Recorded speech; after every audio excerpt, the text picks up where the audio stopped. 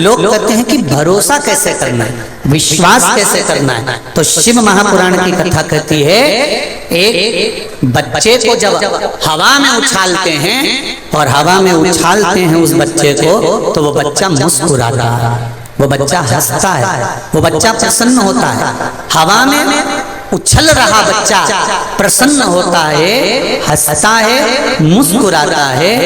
क्यों? क्योंकि उस बच्चे को मालूम है कि मुझे गिरने कोई नहीं देगा और मुझे अपनी गोदी में कोई ना कोई झेल लेगा। ऐसा विश्वास मेरे महादेव पर रखो। जीवन में कितना भी दुख आए, आप भरोसा पक्का रखो तो वो गोदी में झेल जरूर लेगा, वो झेलेगा जरूर। आपकी भरोसा, आपकी दृढ़ता, आपका विश्वास अगर दृढ़ है, विश्वास पक्का है, तो वो झेल लेगा। देखिए,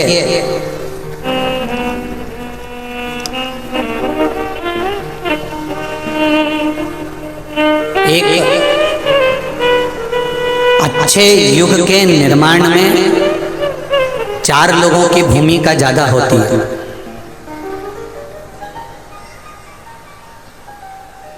अगर सत्य सनातन धर्म की ओर हम बढ़ रहे हैं,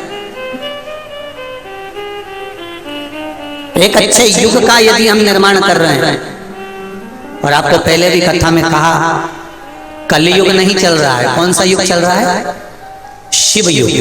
कौन सा युग चल रहा है? जम के बोलो जरा, शिव युग। कलयुग नहीं है, शिव युग है। आप जितना भगवान का भजन करोगे, आप जितना स्मरण करोगे, आप जितना शंकर जी का गुणगान करोगे, आप अपने नजदीक के शिव मंदिर में जितना जाओगे, प्रणाम करोगे, गुणगान करोगे, भजन करोगे, मेरा देव अधिदेव महादेव कहेगा किसी के पास जाने की जरूरत नहीं। अगर तू मेरे मंदिर में आ रहा है तो तेरी सारी समस्या मेरी है और मैं उसको समाप्त करता हूं। एक अच्छे युग के निर्माण में 4 लोगों की हाजिरी, 4 लोगों की प्रबलता बहुत जरूरी है, उपस्थिति जरूरी है। पहले नंबर पर है माता, दूसरे नंबर पर है पिता, तीसरे नंबर पर है गुरु और चौथे नंबर पर है नगर का राजा। ये 4 पात्र ऐसे हैं, ये चार पात्र ऐसे हैं जो हमारे युग का निर्माण करने वाले हैं और संपूर्ण विश्व का एक आनंद देने वाले हैं। पहले नंबर पर कौन है? जम के बोलो जरा, माता। जम के बोलो जरा, माता। पहले नंबर पर अच्छे युग के निर्माण में माता की उपस्थिति जरूरी है।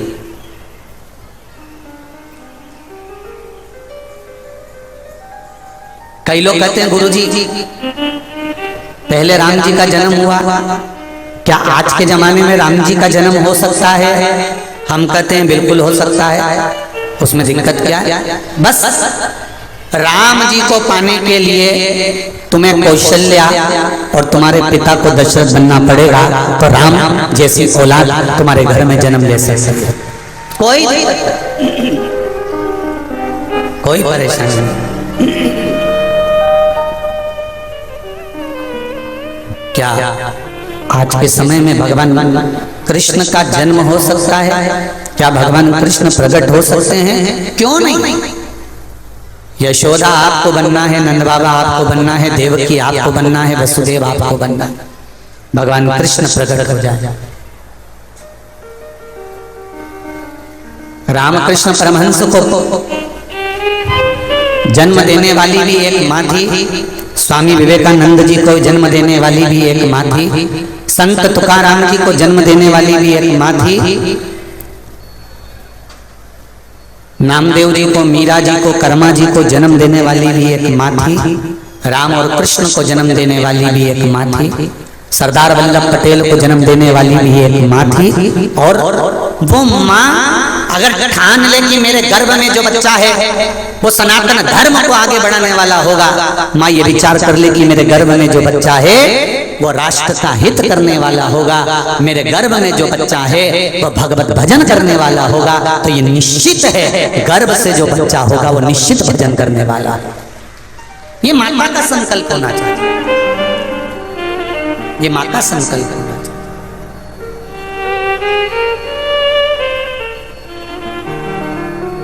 महाराज अभी 25 तारीख को यहाँ कथा समापन हो जाएगी, 26 तारीख को मंदसौर में 2 बजे चालू हो जाएगी, नवरात्रि प्रारंभ हो जाएगी। नवरात्रि का मतलब क्या होता है?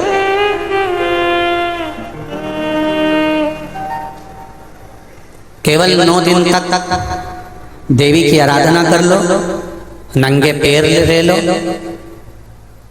थोड़ा सा साबूदाना का फरियाल कर लो, मोरधन, चिप्स, पापड़ ये खा लो, या किसी देवी जी के मंदिर में जाकर नंगे पैर झंडा उठा के, ध्वजा उठा के, चुंदड़ी पकड़ के माता जी के मंदिर तक चले जाओ। क्या केवल नवरात्रि का मतलब यही है? या फिर कहीं गरबा हो रहा हो तो गरबे में चले जाओ? क्या नवरात्रि का मतलब केवल यही है? या घर में जोत लगा लो, नवरात्रि का मतलब यही है? घर में जवारे बो दो, नवरात्रि का मतलब क्या यही है? घट स्थापना कर दो, क्या नवरात्रि का मतलब केवल यही है? अगर नवरात्रि का मतलब जानना है तो आपके मन में एक विचार आना चाहिए कि ये नवरात्रि केवल घट स्थापना के लिए नहीं होती है, ये नवरात्रि हमारे भीतर एक नारी के सम्मान के लिए प्रकट होती है कि नारी का सम्मान कैसे होना चाहिए।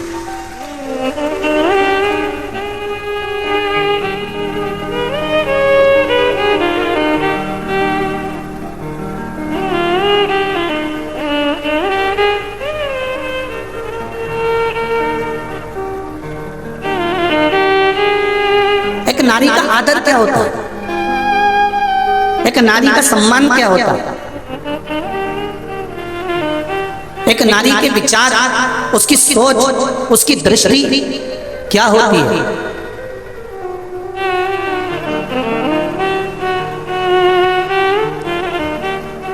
पिता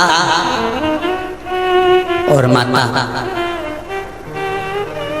युग के निर्माता हैं ये 4, उसमें माता, पिता, गुरु और राजा।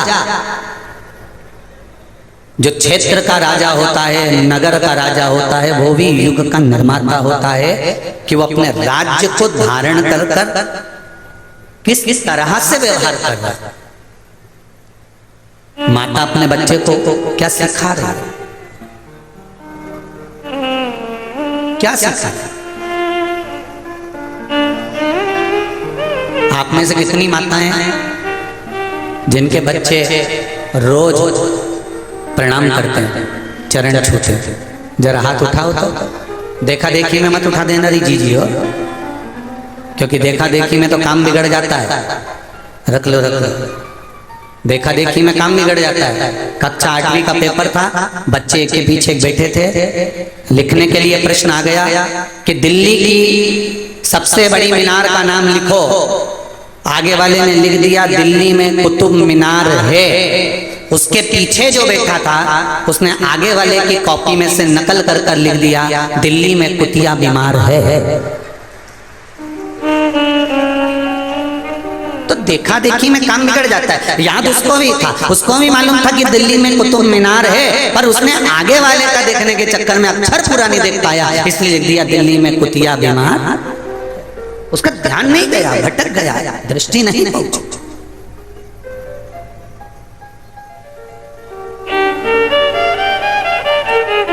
हजारों लाखों की संख्या में कोई कह रहा था गुरुजी इतना पानी गिर रहा है, आज तो पब्लिक जितने भी भक्त आएंगे ना थोड़े से कम आएंगे। मालूम पड़ा इतना पानी गिरा, इतना पानी गिरा। हमको क्या मालूम था कि जैसे पानी की बूंदें टपक रही थी ऐसे तुम टपक रहे थे। सही में ये सोचा था कि रात भर से पानी गिर रहा है तो कम हो जाएंगे, पर यहाँ तो और दूसरे तंबू में भरे बैठे, वो टेंट मेंट सब दूर, दुकान में, तंबुओं के बाहर। गजब गजब है। धन्य है अशोकनगर के निवासी, आपको धन्यवाद, बहुत बहुत साधुवाद, बहुत बहुत साधुवाद। अब इतनी माताओं ने हाथ उठाया, सबने, किसी ने हाथ उठाया कि मेरे बेटा मुझे प्रणाम करता है, नमन करता है, दंडवत करता है, प्रणाम करता है। जितनी माताएं बैठी हैं इन सबसे निवेदन है, बांस जब तक गीला है इस बांस को नवा लो। बांस अगर सूख गया तो उसको नवाओगे तो वो टूट जाएगा। बच्चा जब तक छोटा है उसको झुकना सिखा दो, अगर झुकना सीख गया तो वो आगे बढ़ जाएगा, ये निश्चित है।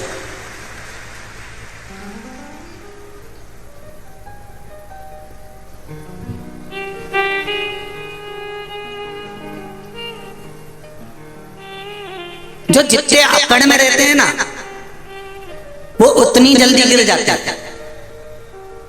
मुख के अंदर दांत और जीवान, जीवान कितनी नरम है, एकदम कोमल, एकदम लचीली, और दांत जो मिल जाए काट खाए, जो मिल जाए चबा जाए। तो दोनों में सबसे पहले कौन गिरता है? बोलो जम के बोलो। जीवान का कुछ बिगड़ता है, आखिरी तक भी मरते दम तक जीवान मुंह में रहती है। तो जीवान से दांतों ने पूछा कि तू आखिरी तक रहती है और हम बीच में चले जाते हैं। तो जीवान ने कहा केवल मेरी नम्रता, मेरी लचकता और मेरे झुकने का जो अंदाज है, बस उसके कारण मैं नम्र रहती हूँ, नरम रहती हूँ, कोमल रहती हूँ, लोगों के आगे झुकती रहती हूँ, तुम्हारे आगे हमेशा दुबक कर नम्रता के साथ रहती हूँ, इसलिए आखिरी तक टिकी रहती हूँ। और तुम बात बात में लड़ाई झगड़ा, बात बात में काटना, तो इसलिए तुम टिक नहीं पाते।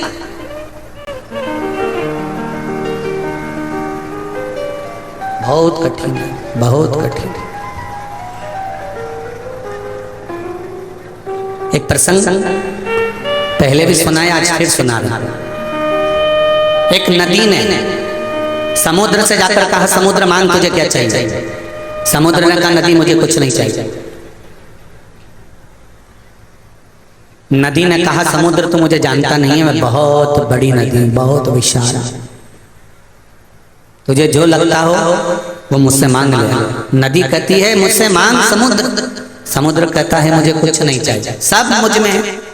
समुद्र में माणिक, मोती, औषधि, रतन, हीरा, पन्ना, सब सब समुद्र के अंदर।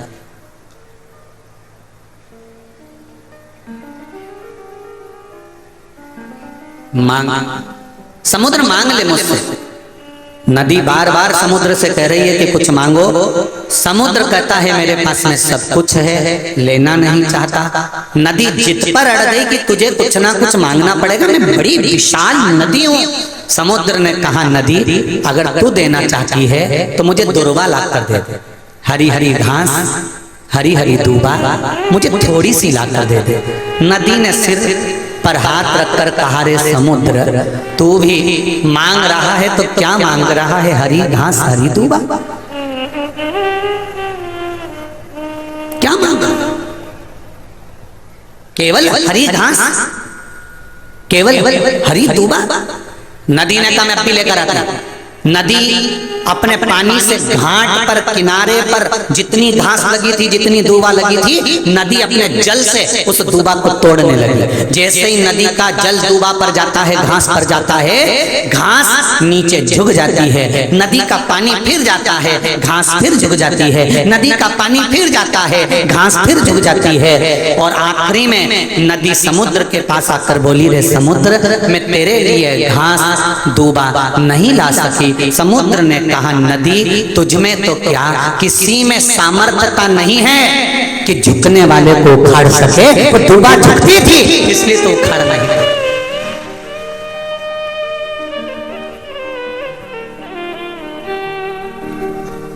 वो दुर्बा झुक रही है तेरे आगे इसलिए तो उखाड़ नहीं पा रही। झुकने वाले को संसार का कोई मनुष्य, संसार का कोई व्यक्ति उखाड़ नहीं सकता। लंकाधिपति रावण और विभीषण दोनों को देख लीजिए। विभीषण झुकना जानता था और रावण अकड़ना जानता था। बहुत तेज हवा चलती है, बहुत तेज हवा चलती है, तो बड़े बड़े जो वृक्ष ठूट जैसे खड़े रहते हैं, वो सारे वृक्ष सारे पेड़ टूट कर नीचे गिर जाते हैं, और जो नरम होते हैं वो हवा में भी लड़कर खड़े रहते हैं। क्योंकि झुकने में जो सुख है, नम्रता में जो सुख है, वो सुख अकड़ने में नहीं मिल सकता, वो नहीं मिलेगा, वो प्राप्त नहीं हो सकता। हम आज 5वां दिन हो गया यहाँ पर, और एक दिन पहले आए हैं, तो 6ठा दिन हो गया। यादव परिवार में माननीय सांसद जी के यहाँ पर हम रुके हुए हैं। हमने 6 दिन में, वैसे तो हम आदरणीय आप सांसद जी से भी पूछना, जैसा हमारा पहले का नियम है वैसा ही नियम है कि हम हमारे कक्ष से, हमारे कमरे से हम बाहर नहीं निकलते, ज्यादा किसी से मिलते नहीं। केवल कुछ मीडिया पत्रकार बंधु आए, उनसे मिलना हुआ, क्योंकि पत्रकार मीडिया ये भी हमारे नूतन युग के निर्माता बनकर आगे बढ़ते हैं, इसलिए इन पत्रकारों के साथ भी मिलना जरूरी होता है। मीडिया और पत्रकार ये भी युग के निर्माता। हमने देखा 5 दिन में कि पूरा यादव परिवार, चाहे वो महेंद्र भैया हों, चाहे वो श्री कृष्ण पाल सिंह जी हों, सांसद महोदय, दोनों भैया लोगों की धर्म पत्नियां हों, बच्चे हों, हमने देखा बड़े भाव से। अगर इतने बड़े औहदे पर अगर व्यक्ति होता है तो उसके यहाँ भोजन बनाने के लिए सेविका या सेवक या भोजन बनाने वाला लगा रहता है। पर हमने देखा, हम 6 दिन से भोजन प्रसाद पा रहे हैं, तो या तो आदरणीय डॉक्टर कृष्णपाल सिंह जी की धर्मपत्नी, या महेंद्र भैया की धर्मपत्नी, या इनकी माता जी, या इनकी बहन, या इनकी भांजियां प्रसाद बना बनाकर बड़े प्रेम से बाबा को जिमा रही हैं। ये इसमें ये नम्रता होती है।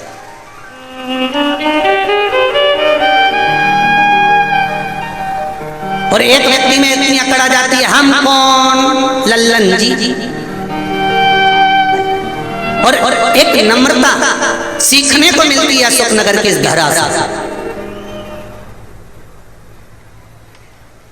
एक नम्रता सीखने को मिलती है अशोकनगर के इस यादव परिवार से, कि नम्रता किसको कहते, सहजता किसको कहते।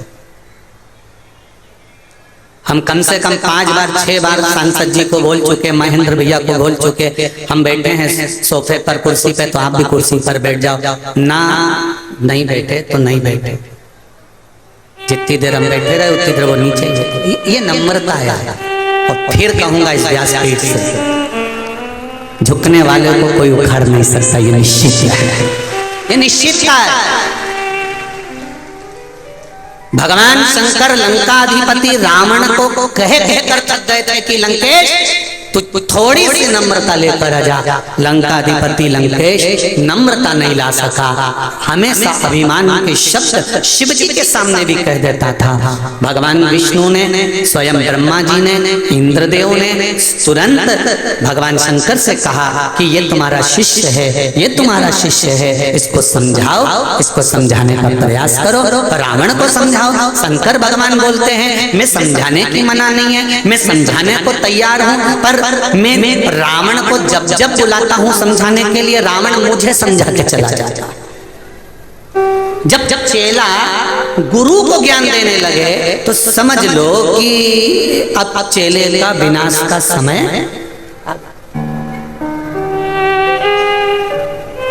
तुम इनको समझाते क्यों नहीं हो? मैं तो समझाता, मैंने समझाने में क्या मना कर। आपको एक कथा में कहा था, हिंगोली की कथा, जैसे यहाँ पर मंडी में हो रही है, वहां पर भी मंडी में हुई थी।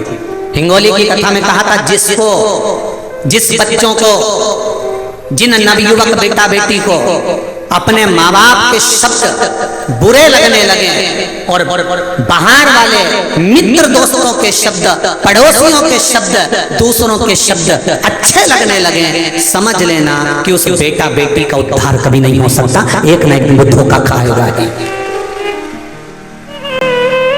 एक ना एक दिन वो धोखा खाएंगे, ये निश्चित है। जिसको अपने माँ बाप के शब्द, माता पिता के शब्द, गुरुजन के शब्द, घर के बड़ों के शब्द बुरे लगने लगते हैं, एक ना एक दिन उसको संसार में धोखा खाना ही पड़ता है, ये निश्चित है, निश्चित है।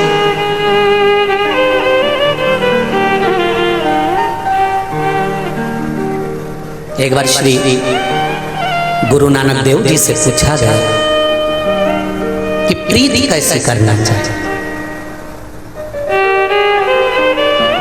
बाले ने पूछा, बाले ने पूछा, परम पूज्य गुरुदेव गुरु नानक देव जी से पूछा कि प्रीति कैसे होना चाहिए। बाले पूछ रहा है। गुरु नानक देव थोड़ी देर के लिए मौन हो गए। संत स्वभाव है, ऐसे ही नाम नहीं लग जाता कि गुरु का जो संबोधन है वो ऐसे ही नहीं लग जाता। गुरु नानक देव मौन हो गए। शब्द गुरु नानक देव जी के मुख से निकल गया, बाले तू पूछ रहा है कि प्रीत कैसे करना चाहिए, तो नानक देव जी कहते प्रीत करो सो ऐसी करो जैसे लोटा डोर, गलो फसावे आपनो जी और पानी पीवे ओ। अगर संसार में प्रीत करना है तो कुएं के अंदर जो मटका जाता है ना, वो मटका का मुंह रस्सी से बांधा जाता है, रस्सी से मुख बांधकर घड़ा पानी में जाता है और पानी भर कर लाता है। और देखो गला, घड़ा, मटका, गला अपना फंसाता है और पानी दूसरे को पिलाता है। ये प्रीति होना चाहिए, ये प्रीत होना चाहिए। प्रीत करो सो ऐसी करो जैसे लोटा डोर, गलो फसावे आपनो जी पानी पिए। गुरु नानक देव कहते हैं प्रीत का सबसे बड़ा आनंद है कि हम जिए, मना नहीं। संसार का हर मनुष्य जीता है, अपने परिवार के लिए करता है, बच्चों के लिए करता है, अपनी पत्नी के लिए, अपने परिवार के लिए दिन भर कमाता है, दिन भर कमाता है। पर गुरु नानक देव जी कहते हैं अपनी कमाई के लिए, अपने परिवार के लिए तो तुमने जिंदगी भर कमाया, पर उस कमाई में से थोड़ा सा भाग दूसरे के लिए भी करिए। इसलिए आपने देखा होगा संपूर्ण भारत के गुरुद्वारों में आप जब जाएंगे तब लंगर तैयार मिलता है। ये प्रीत था, ये स्नेह था, ये इसको प्रीतता कहता, इसको आनंद कहता। मारा ये प्रीतता, इसलिए कहते हैं जो बोले सो निहाल ससुरिये।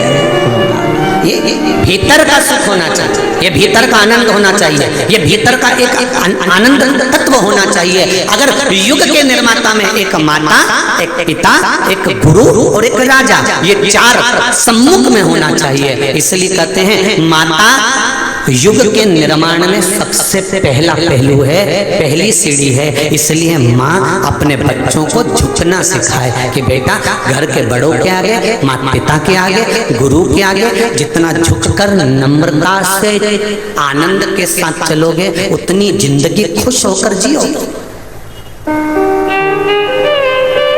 अकड़ नहीं रखना, एक अपना बल, अपने भीतर का विल पावर मजबूत रखिए।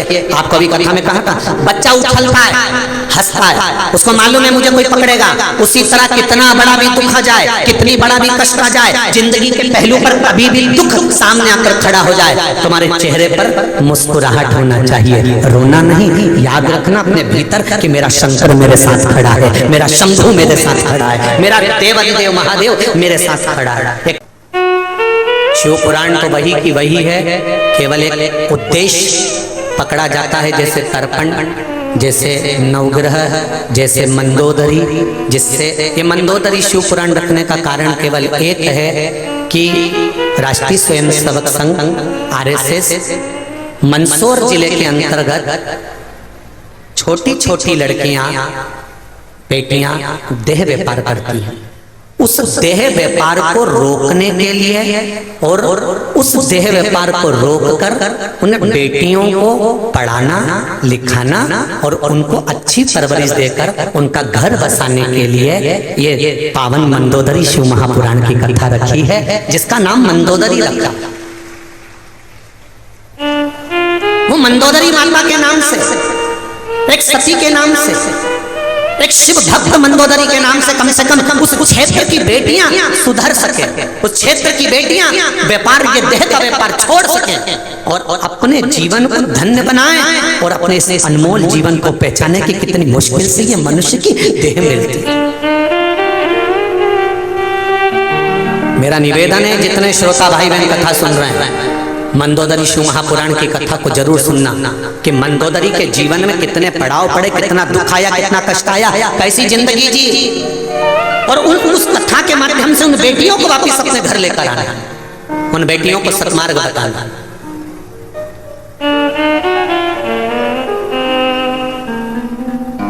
और ये मंदोदरी शिव महापुराण की कथा का जो स्मरण रखा है वो इसलिए रखा कि मेरी भारत भूमि की माताएं इस कथा के माध्यम से अपने जीवन को पहचाने कि जिस समय पर गर्भ में संतान होती है उस समय पर कौन से मंत्र का जाप करना चाहिए, जिस समय पर अगर घर में कोई तकलीफ आ गई तो उस समय कौन से मंत्र का स्मरण करना चाहिए। ये मंदोदरी शिव महापुराण की कथा में लेख है, आप उसका स्मरण करो, उस भक्ति को धारण कर।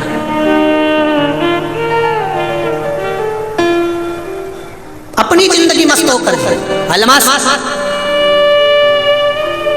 दुख आए, विश्वास उस बच्चे जैसा होना कि मुस्कुरा रहा है, दुख में भी आपके चेहरे पर प्रसन्नता होना चाहिए कि मेरा महाकाल, मेरा राज राजेश्वर मेरे साथ खड़ा हुआ है, मेरा महादेव मेरे साथ है, मुझे चिंता नहीं, मुझे टेंशन नहीं, वो मुझे संभालेगा, वो मुझे संभालेगा।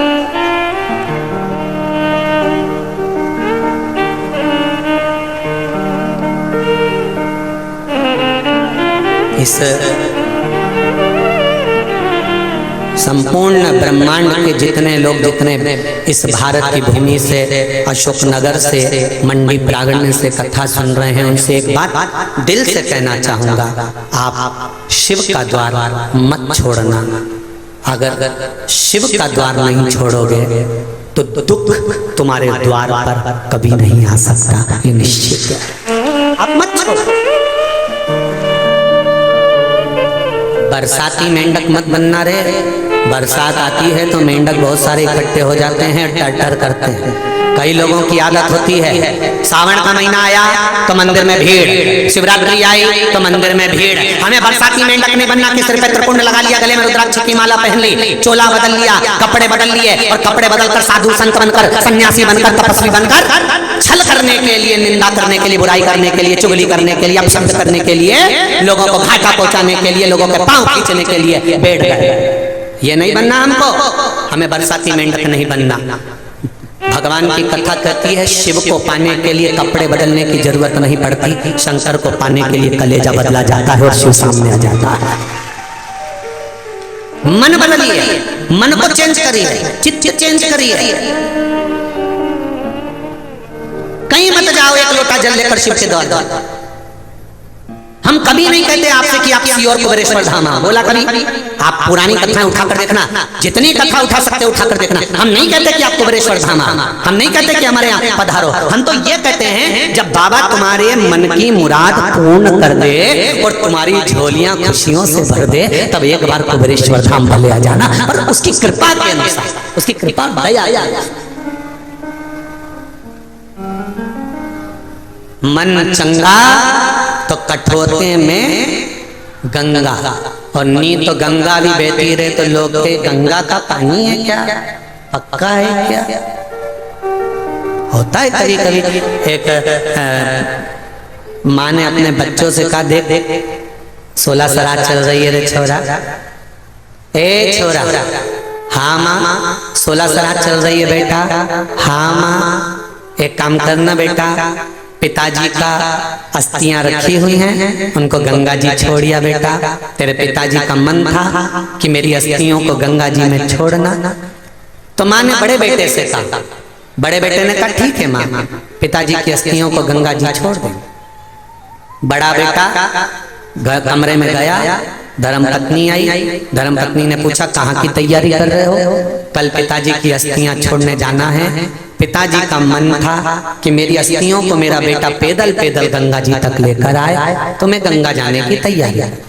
तो पत्नी ने कहा काय को जाने की तैयारी कर रहे हो? तुम जाओगे तो छोटा क्या करेगा? तुम घर में रोज छोटे वाले को भेजो। बड़े भाई ने छोटे भाई को बुलाया। छोटे भाई से कहा सुन, मुझे थोड़ा काम है, तो गंगा जी चले जाएगा पिताजी की अस्थियां लेके? हाँ चले जाओ। छोटे भाई ने अस्थियां ली, तो छोटे भाई की पत्नी ने भी कहा तुम काहे को जा रहे हो? तुम्हारा जाना जरूरी है क्या? छोटे भाई ने कहा अरे गंगा जी यहीं तो है, 60-70 किलोमीटर दूर गंगा जी है, मैं अभी छोड़ कर आता हूँ, सवेरे निकलूंगा, रात तक पहुंच जाऊंगा, वापस आ जाऊंगा, उसमें क्या दिक्कत है? और उसने अस्थियां उठाई, माता जी को काम में जा रही हूँ, और अस्थि लेकर चला। चलते चलते चलते चलते 15 किलोमीटर पहुंचा, और 15 किलोमीटर पहुंचने पे वो थक गया, पाँव में पड़ गए छाले। उसने विचार करा राम बहुत थक गया रे, बहुत थक गया, इतना थक गया। तो वहीं से एक आदमी निकल कर जा रहा था, उस व्यक्ति को रोककर पूछा भैया एक बात बताओ, मैं ये यहाँ बैठा हूँ, इसके नीचे से ये पानी निकल के जा रहा है, तो क्या ये नाला है? अच्छा तो ये पानी कहाँ जा रहा है? तो कहा ये गंगा जी में आगे जाके मिल जाएगा। उसने सोचा भगवान ने बड़ी कृपा करी, जब ये पानी गंगा जी में जा रही है तो अस्थियां ही छोड़ दो। उन्हें पिताजी की अस्थियों को वहीं छोड़ दी। पिताजी की अस्थियों को छोड़कर और बेटा वापस घर आ गया। माँ ने पूछा बेटा पिताजी की अस्थियों को छोड़ आया? हाँ माँ छोड़ आया। रात को पिताजी माँ के स्वप्न में आए और कहा, सुबह माँ को क्रोध आ गया, बेटे को बुलाए, इधर आ, पिताजी की अस्थियों को कहां छोड़ कर आया? क्यों माँ हुआ क्या? तेरे पिताजी मेरे सपने में आके बोले कि छोरा मेरी अस्थियों को नल्ले में पटक कर आ गया 20 किलोमीटर दूर, वहां से 40 किलोमीटर गंगा बची थी। इतने में लड़के को आ गया गुस्सा, और गुस्से में आकर बोला माँ ये पिताजी की आदत कभी नहीं छूटेगी, 40 किलोमीटर उधर जाने की अपेक्षा 20 किलोमीटर तक काय को आ गया? अगर जाना ही था तो उधर 40 किलोमीटर आगे चले जाते, या 20 किलोमीटर आगे सपने में बोलना जरूरी था। माँ जाते नहीं बना कि वहां चले जाऊं 40 किलोमीटर। माँ ने माथा ठोका, बेटा तू उसको नल्ले में क्यों पटक के आया? अब तो पटक भैया, संसार सागर है, कोई नहीं किसी का बस। जब तक श्वास चल रही है, जब तक आप हो, तब तक आपके सम्मुख में सब है, और जिस दिन श्वास चलना बंद हो गई उस दिन कुछ नहीं बचेगा। ये संसार संसार शिव महापुराण के मूल मंत्र का स्मरण सब हृदय से बाबा से निवेदन करते हुए, बाबा से विनती करते हुए आपके साथ में आनंद के साथ करेंगे।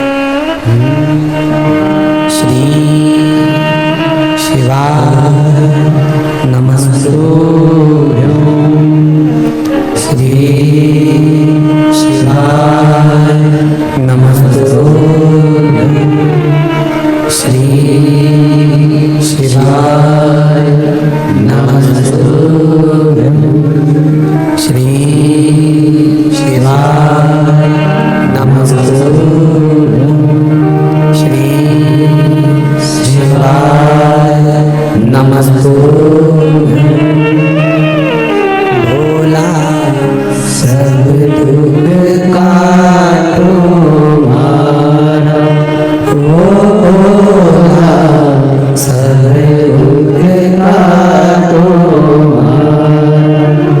शिव शंकर जपते माला,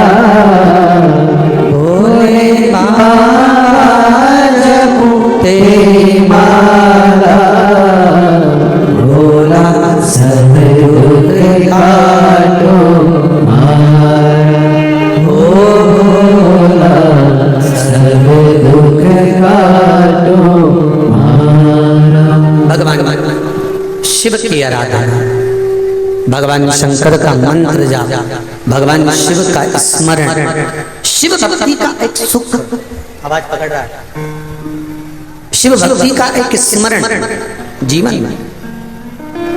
माता, पिता, गुरु, राजा, ये चार जो पात्र हैं, ये युग के निर्माता।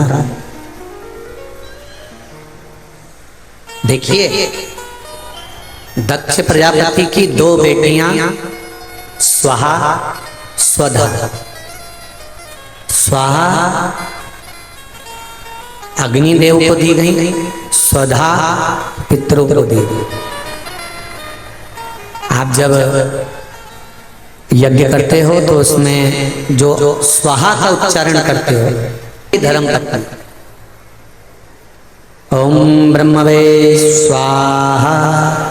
तो आप जब स्वाहा का उच्चारण कर रहे हो, स्वाहा का जब उच्चारण कर रहे हो तो उसमें अग्निदेव की धर्म पत्नी का उच्चारण। और जब आप स्वधा का उच्चारण कर रहे हो, कौन सा उच्चारण? जम के बोलो जरा, जम के। स्वधा, स्वधा का उच्चारण कर रहे हो तो ये पितृदेव की धर्म पत्नी का उच्चारण। अब थोड़ा ध्यान देना, जितने लोग आस्था पर सुन रहे हो और जितने लोग फेसबुक यूट्यूब पर सुन रहे हो और जितने इस पावन पंडाल और पंडाल के बाहर जहां जहां बैठकर सुन रहे हो, ध्यान दीजिए। गर्भ में संतान रहे और गर्भस्थ यदि संतान है, उसके शरीर का निर्माण पितृ कर रहा है।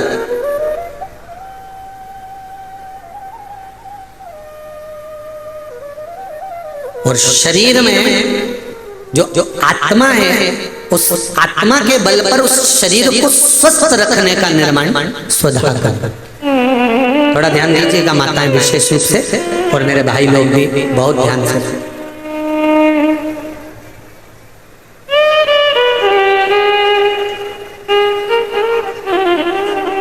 स्वधा तप की मुद्रा में बैठी है, साधना कर रही है, आराधना कर रही है। और तभी पितरों के देव आर्यमा का आगमन हुआ।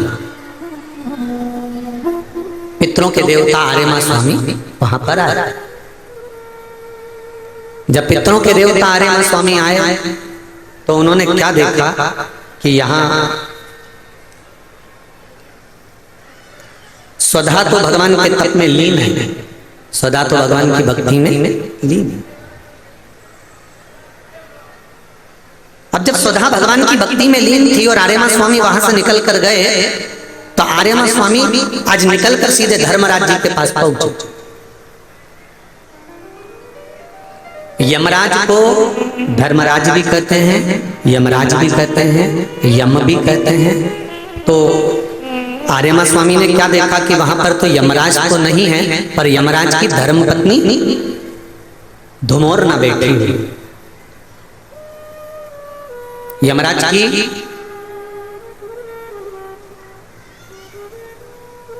23 धर्म पत्नियां थी, जिसमें से एक का नाम धुमोरना था, जो यमराज की प्रिय थी।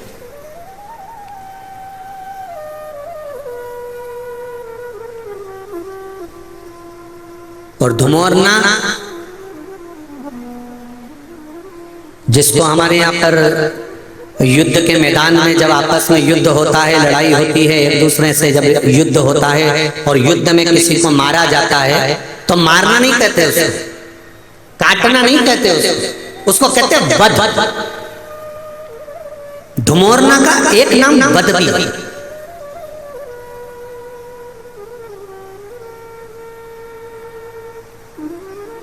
धुमोरना बेटी है और उस धुमोरना की गोदी में उसका बेटा है, यमराज का बेटा, जिसका नाम है कतिला। यमराज का बेटा कतिला धुमोरना की गोद में बैठा हुआ, यमराज की पत्नी की गोद में। आर्यमा स्वामी का आगमन हुआ। आर्यमा स्वामी ने जब धुमोरना को देखा तो प्रणाम किया, माता जी आप यहाँ पर हो, केवल एक निवेदन है आपसे। धुमोरना ने पूछा बोलिए आर्यमा जी कैसे आना हुआ आर्यमा स्वामी? आर्यमा स्वामी कहते हैं मुझे बस केवल जो स्वधा माता तप कर रही हैं उन तप करती हुई माता के पास आपको जाना और केवल पूछना है कि आप तप क्यों कर रही हो। तो धुमोरना ने कहा कि मैं अगर मुझे देखकर स्वधा कहीं भय तो नहीं खा जाएगा, स्वधा में कोई भय तो उत्पन्न नहीं होगा। थोड़ा ध्यान देना कथा पर विशेष। हमारे यहाँ पर एक प्रसंग बुजुर्ग माताएं बहुत पहले से कहती आई हैं, शायद यहाँ पे भी जितनी बुजुर्ग माताएं बैठी होंगी वो जानती होंगी।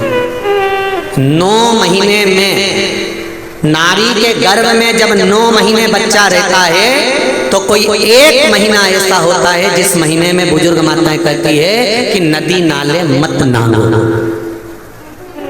बोलो सही है कि गलत है? अरे जम के बोलो जी जी सही है। एक महीना ऐसा होता है, वो 7वां हो कि 6ठा हो कि 8वां हो, जो आपके स्मरण में होगा। कई माताएं कहती हैं और बुजुर्ग माताएं कहती हैं तो बहुओं को लगता है ऐसा कोई होता है, ये तो ढोंग प्रपंच है, ये तो ढकोसला होगा, ये तो ढोंग होगा। पर उसका प्रसंग कई बहुओं ने माताओं से कहा होगा ऐसा कोई होता है क्या कि मैं मायके नहीं जाऊं और ये वाले महीना, एक महीना 9 महीने में एक महीना मेरी माताओं के गर्भ के समय का ऐसा होता है कि जिस महीने में बुजुर्ग माताएं कह देती है कि इस महीने में तुम नदी नाले मत लांगो, अपने घर में रहो, स्वस्थ रहो, ना कहीं जाना ना कहीं आना। डॉक्टर को दिखाने जाना हो तो चले जाओ, मना नहीं, पर नदी नाले लांग कर मत जाना, इधर हो तो चले जाओ। बुजुर्ग माताएं कहती हैं। अब इन बुजुर्ग माताओं को किसने बताया ये कि नदी नाले मत नांगना? वो प्रसंग ये शिव महापुराण की तर्पण, जो शिव पुराण की कथा आप सुन रहे हो, वो प्रसंग यहाँ मिलता है कि स्वधा तप कर रही है और उसके तप करते समय वो अपने बच्चों को जन्म देने वाली है और उस समय पर यमराज की धर्मपत्नी धुमोरना समझाने के लिए आती है। 1 महीना लगता है धुमोरना को स्वधा को समझाने के लिए। इसलिए हमारे यहाँ पर बुजुर्ग माताएं कहती है कि इस महीने में तो नदी नाले मत नांगना, क्योंकि यम की पत्नी आई है। जब गर्भस्थ बच्चा रहता है, जब गर्भ में संतान रहती है, गर्भ में जब औलाद रहती है, गर्भ में जब संतान रहती है, तो नारी के 9 महीने में से 1 महीना ऐसा निकलता है बच्चा पूरी तरह से स्वस्थ होगा, धड़कन भी होगी, सब कुछ होगा, तुम भी अच्छे रहोगे। पर 9 महीने में 1 महीना कष्ट का तो जाता ही है, ये निश्चित है। क्यों? क्योंकि उस समय पर स्वधा के पास में धुमोरना यमराज की पत्नी आकर बैठी थी। जिस समय पर स्वधा अपने बच्चों को प्रकट कर रही थी, तब उस समय पर धुमोरना आकर विराजमान हो गई, यमराज की पत्नी आकर विराजमान। अब नई नई बहुएं तो इस बात पर विश्वास नहीं करती हैं, पर मुझे आश्चर्य इस बात का होता है कि बुजुर्ग माताएं कितनी विद्वान होगी पुराने समय की कि उनको शिव महापुराण की ये संवाद धुमोरना का यमराज की पत्नी का किसने सुना होगा।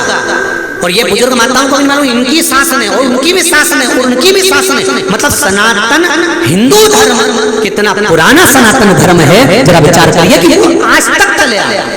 अब उसको लोग ढोंग के ले, ढकोसला के ले, चाहे कुछ के ले। अब ये तो अब यहाँ बैठकर आप लोगों को कुछ शिव पुराण के, कुछ स्कंद पुराण के, कुछ पद्म पुराण के, कुछ अग्नि पुराण के, कुछ नर्मदा पुराण के कुछ उपाय यहाँ से बता दिए जाते हैं। अब उसमें लोग हमें टोटका वाला महाराज कहें, चाहे जो महाराज के, उनकी मर्जी। आग लगे बस्ती में, शिवर वाला रहे मस्ती, अपने को क्या करना उसमें। तो जो बोले बोलता रहे, जिसको जितनी पिसी हुई काली मिर्ची लगे वो लगती है, अपने कोई फर्क नहीं। अपन तो मस्त अपनी जिंदगी जियो। भगवान ने ये शरीर दिया है भजन करने के लिए, सतमार्ग बताने के लिए और अपने जीवन को भगवतमय बनाने के लिए। इससे ज्यादा कुछ नहीं करना। अपनी जिंदगी को भगवान के चरणों में कमाओ, दुकान चलाओ, घर चलाओ, परिवार चलाओ, खूब कमाओ। एक दुकान की जगह 4 दुकान करो, 25,000 की जगह 50,000 रुपए महीना कमाओ, खूब कमाओ, दिल से कमाओ। जितनी शरीर की कैपेसिटी है उससे ज्यादा कमाओ। बस एक निवेदन है, कमाई खूब दिल से करो, कमाने के बाद दान भी मत करो, किसी को मत दो, पर अपने ऊपर खर्च तो करो, जोड़ जोड़ के मत मरना रे। जोड़ जोड़ के मर गए और बाद में दुनिया के लोग उसका भोग करें। इसलिए मेरा माताओं से भी निवेदन है, तुम्हारी अलमारी में जितनी जोरदार जोरदार साड़ियां रखी हैं सब निकाल के पहन लो। मरने के बाद ऊपर याद आएगी मैंने वो पीले कलर की नहीं पहनी, तो कितना जीवड़ा दुखेगा। यमराज से कहोगी, यमराज बंस मोर एक बार फिर छोड़। यमराज के चल रही कि दो चल, फिर रोते रोते कहोगे मैंने वो पीली वाली तो पहनी नहीं, अभी तो उसकी चोली सिलवाई थी, उसमें पीको करवाई थी, मैंने अपने हाथ से फाल लगाई थी, पर वो अभी मैंने पहनी नहीं है। यमराज एक बार छोड़ दे। यमराज की अब तो वो तेरी बहू पहनेगी। इसीलिए मेरा निवेदन है जीजियों, तुमने फाल लगाई, तुमने पीको कराई, तुमने चोली सिलाई, तुमने मेहनत करी, तो पहनो भी तुम। मरने के बाद की कोई गारंटी नहीं, कोई भरोसा। अपनी मस्ती में जियो,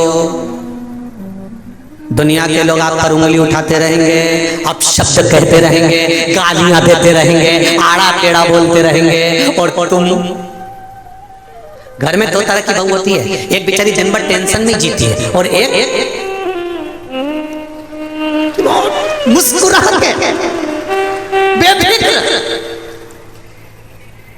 एक घर में समझदार बहू होती है और एक बिल्कुल पागल।